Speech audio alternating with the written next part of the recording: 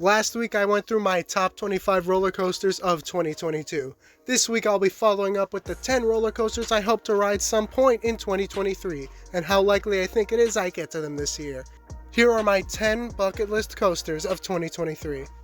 Before we get started, I'll go over some honorable mentions that didn't quite make the list. Iron Gwazi and Montu at Busch Gardens, Tampa, Intimidator 305 at King's Dominion, Phantom's Revenge at Kennywood, and The Beast at Kings Island. Starting off the list with the Loch Ness Monster at Busch Gardens, Williamsburg. This is an old aerodynamics looper with interlocking loops. It's a coaster I've wanted to go on for a while, and I hope to get over to Williamsburg someday soon to get on it. Unfortunately, I don't have any plans to actually go there soon, so my chances are pretty low, maybe a 5 out of 10 on a good day.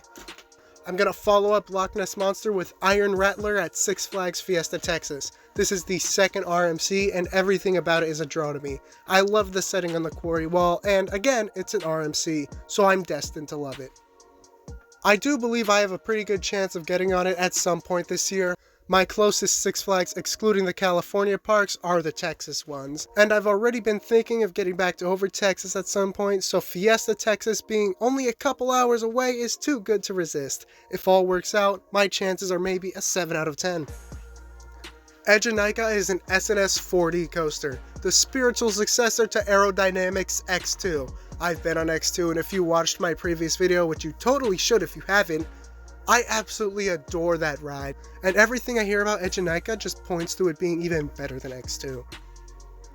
The downside, this ride is in Japan.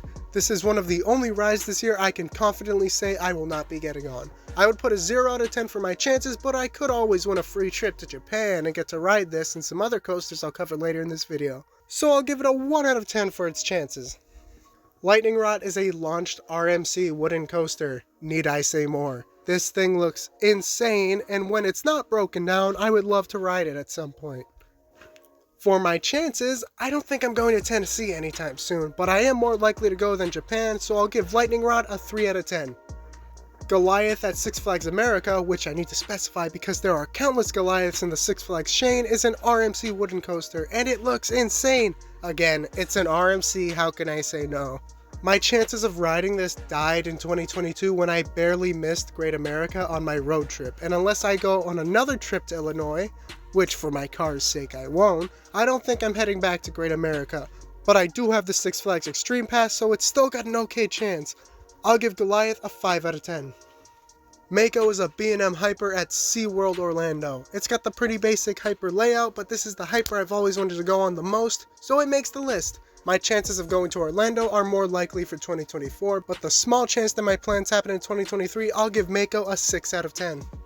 Fury 325 is the tallest roller coaster in the world without a launch. This ride is an absolute monster, and lucky for me, my chances are actually really high for this year, and I was actually planning a trip to Carowinds for spring break, so my chances are like a 9 out of 10 unless my plans change.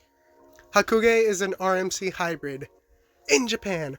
My favorite roller coaster is an RMC hybrid, and if this one is anything like that one, which honestly I think it could be even better, I'm going to absolutely adore it. Steel Dragon 2000 is the longest roller coaster in the world, also Japan. It doesn't look as crazy as other Gigas on the market, but I think that gives it its own charm. My chances for riding Steel Dragon 2000 and Hakuge are 0. But if my free trip to Egenika works out, I'll definitely hit these up too. So I'll give them both a 1 out of 10. Velocicoaster. It's my favorite movie and a roller coaster in one. This ride is like a fever dream for me, and I need to ride it immediately.